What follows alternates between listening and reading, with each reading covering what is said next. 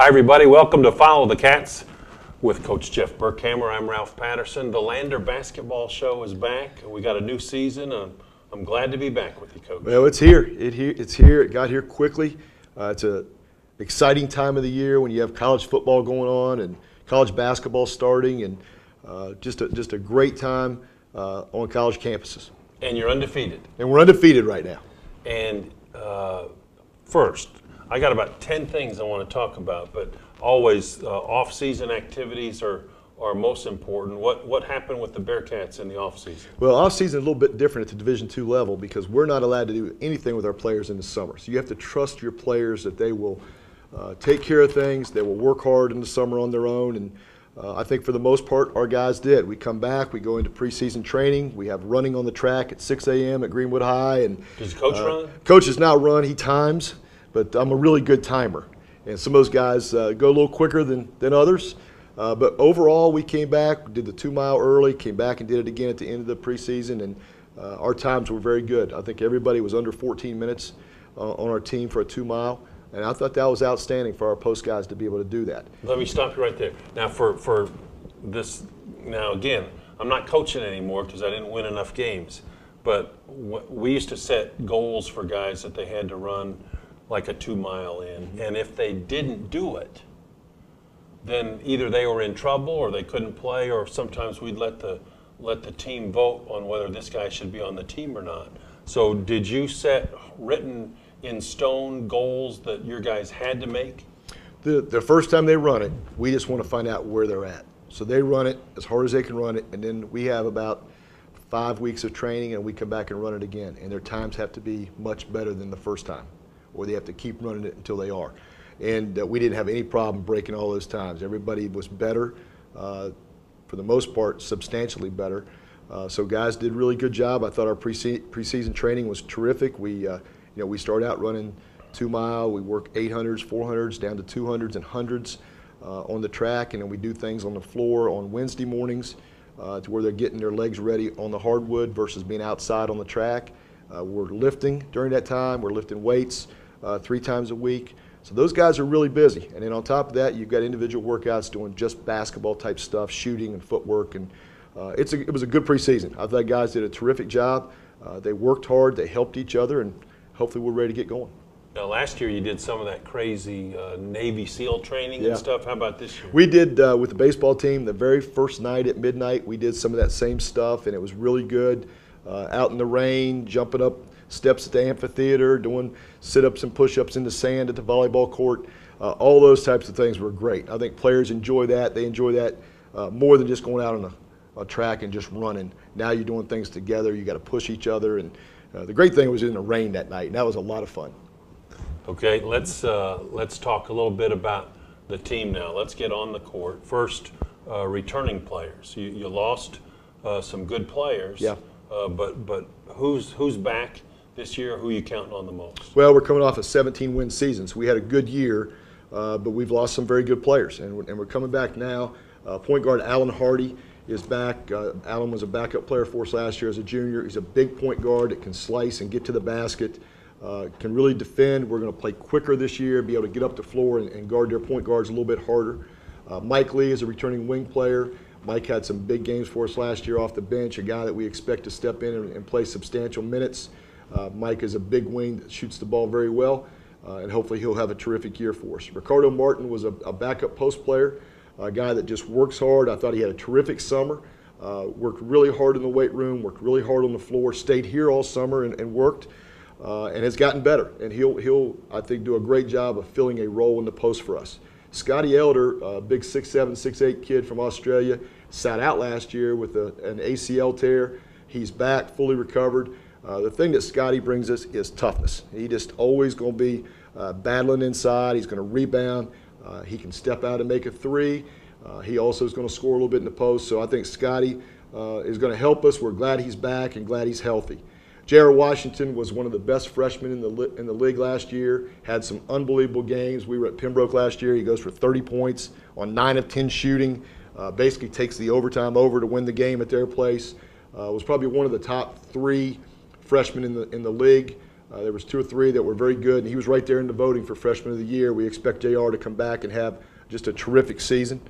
And Matt Schultz is a big 7-footer. Matt's a big guy that has gotten better. He needs to continue to improve, but he gives you something a lot of other teams don't have, and that's just pure size. You 7 can't foot. teach 7 feet.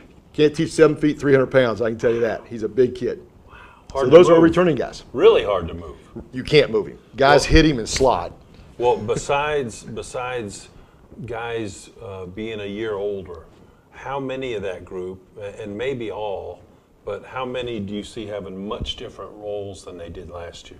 Well, I think Hardy's role will definitely change. He's got to do more. He's got to be more involved.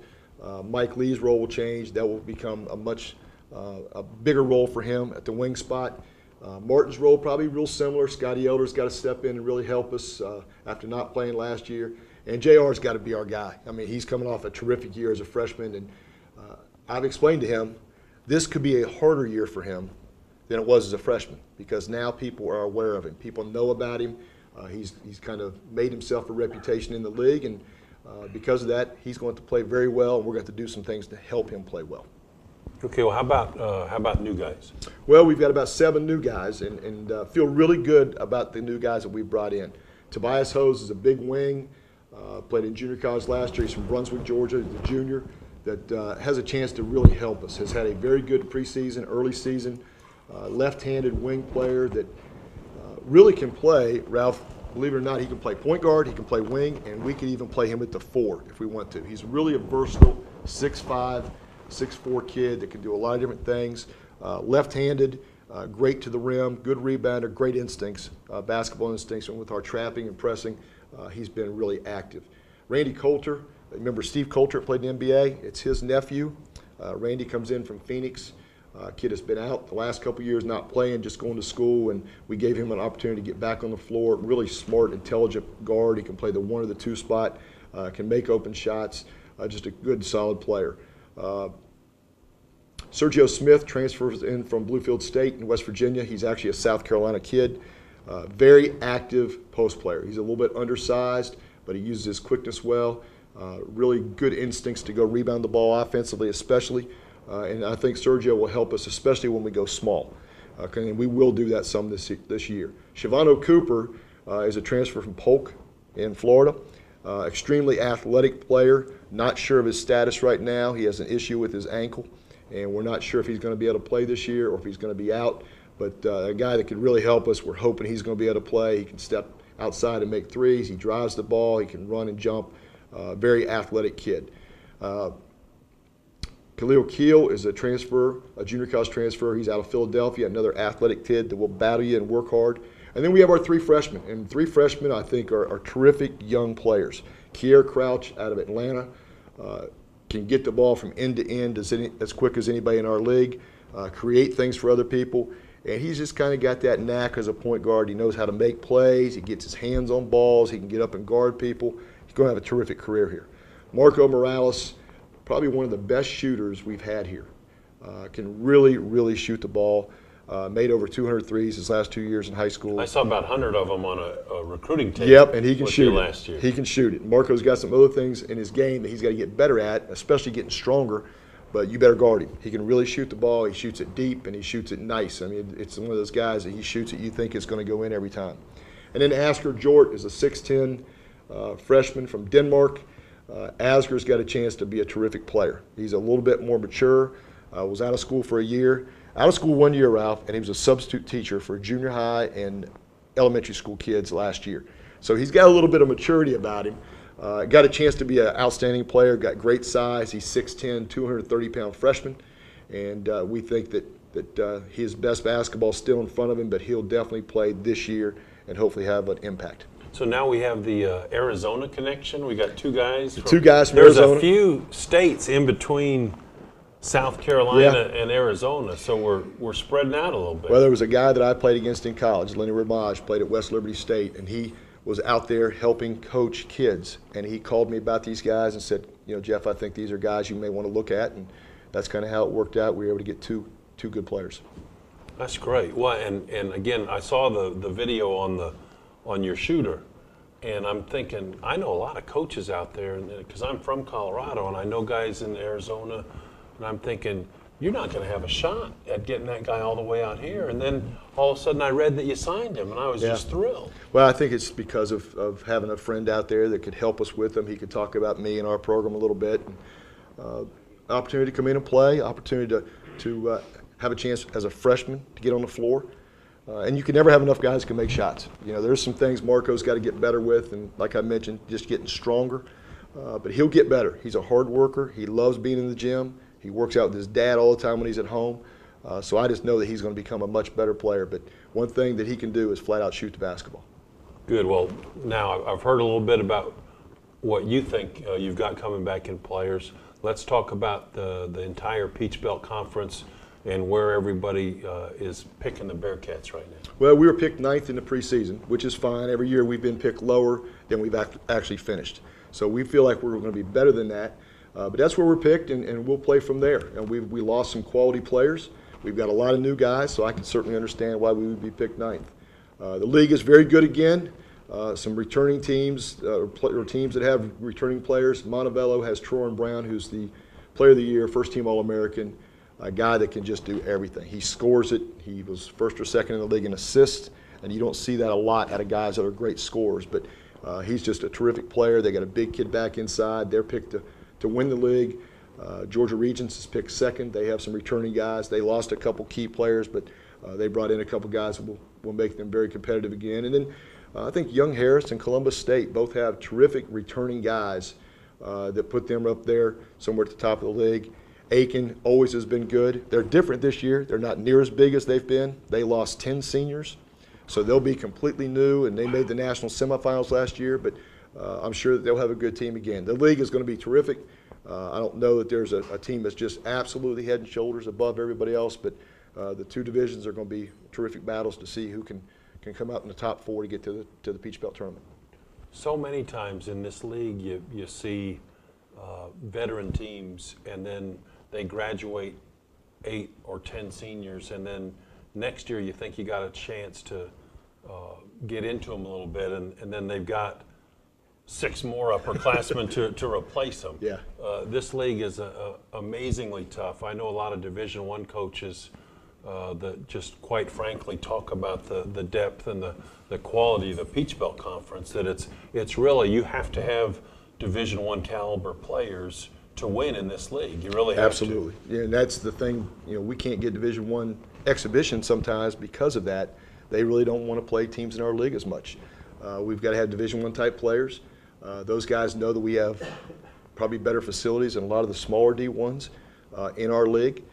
So it's a terrific league. And in Division II basketball, it's just kind of the way it is. There's a lot of transfers. There's JUCO guys coming in. There's 4-year guys transferring in. And that makes our league an older league and a very difficult league to play in. Okay, now one group that's going to try and help you guys get it done this year, and I'm thrilled about what they've done so far.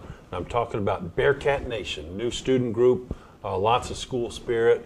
A couple weeks ago at one of our volleyball games, there was a couple hundred students there all painted up getting after it. I think it's great. Sonny has done a terrific job of organizing those kids. We've got a lot of people bought into it. A lot of people signed up, and we need them there to yell and scream and have a good time. We want them to come to the game and enjoy themselves and show great Bearcat spirit. Anxious to have them at our games. Well, and the thing that I like about them the most is just that they're there and they're fired up. And when I haven't seen students painted up too often at a volleyball game, and I loved seeing that. And our volleyball team deserved that because they've had a good year. But I hope it continues for basketball, and that has a chance to grow and grow. Well, the thing I talk about all the time is today it's tough to get people to come because there's so many other things to do. There's the phones, everybody's on the phones, the computers. There's 200 some channels on TV with 20-some games on TV every night, and to get people to come back to your games is a difficult thing. There's just so many other things going on. So we really got to do a great job targeting our students and getting them there to come and have fun, participate, be involved, not just come to the game. We don't need them just to come to the game. We need them to come and be involved in the game. Don't come and just be entertained. Come and be a part of it. How about could Can we do a segment where Bearcat Nation texts the head coach to consider running a certain play? I'm sure there's a lot of folks would like to do that at times. Okay, moving on from Bearcat Nation, now we're going to talk about something new, I think, a radio show that you're doing. Well, radio show we've done the last couple years. We do it on our Lander Radio, XLR, with Paul Crutcher, 10 o'clock on Wednesday mornings. It's a call-in show. You can call in, you can text, you can email us to give questions and to talk about Bearcat basketball. It's a fun half hour. Paul always talks about it's the quickest half hour on radio, and it does seem to go very quick. We do have players in, we'll have coaches in, and we just kind of talk about what's going on within our program and maybe within the league, and we even talk about things in just college basketball in general across the country.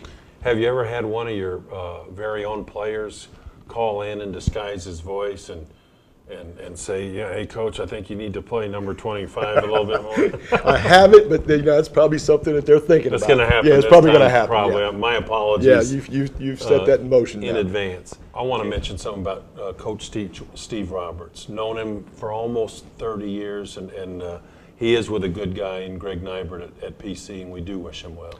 Well, I think Steve is one of the most loyal guys to ever be at Lander.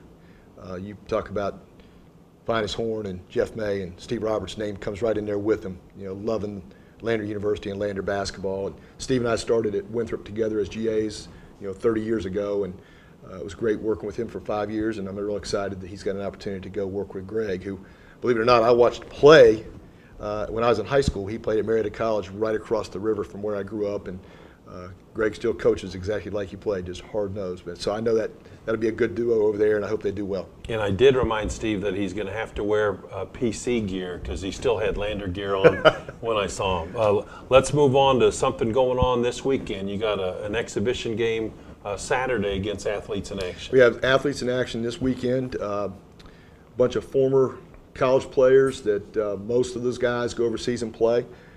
Bigger, stronger, more mature, more experienced guys, and it's always a great exhibition for us to play a team like that with our young guys, get experience, and we're looking forward to playing. It's going to be after the volleyball game. Our volleyball game is at 2 o'clock. We'd love for folks to come out and watch our volleyball team, who's had a terrific year. They play Flagler at 2, and then our game will start 30 minutes after the conclusion of their match. So come out and watch some volleyball, come out and watch our basketball team for the first time out, and it should be a great day at Bearcat athletics. The things about the exhibition games against a team like Athletes in Action that always scared me, like you said, they're old, experienced guys. Nothing that you're going to do will really rattle them.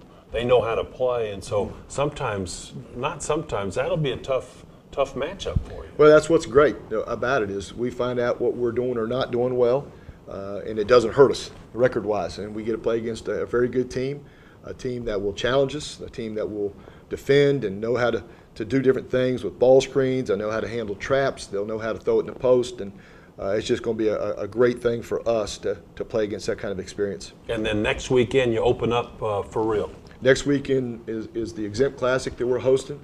Should be a terrific 2 days of games. We have on Friday we play Emmanuel College out of Georgia, who played in the NAIA National Championship game last year. Won 30-some games and really had a terrific year. Georgia College and Queens play the first game that night. And then the next day we play Queens University out of Charlotte, who has, I think, 6 Division I transfers. And is supposed to be a very good team. So 2 good days of doubleheaders to open up the season, games that don't count against our total number of games played but do go on the schedule, and we play 2 quality opponents. So great way to start the year. So hoop season is here, and I, for one, am fired up and hope that wish you luck against Athletes in Action, and then hope that Bearcat Nation and everybody else comes out next weekend. It'd be great. We'd love to have a lot of people there to see our opening weekend and see us play against quality opponents. Should be a great, great time. Well, that's it for now then. For Coach Jeff Burkhammer, I'm Ralph Patterson. Join us next time for Follow the Cats, the Lander Basketball Show.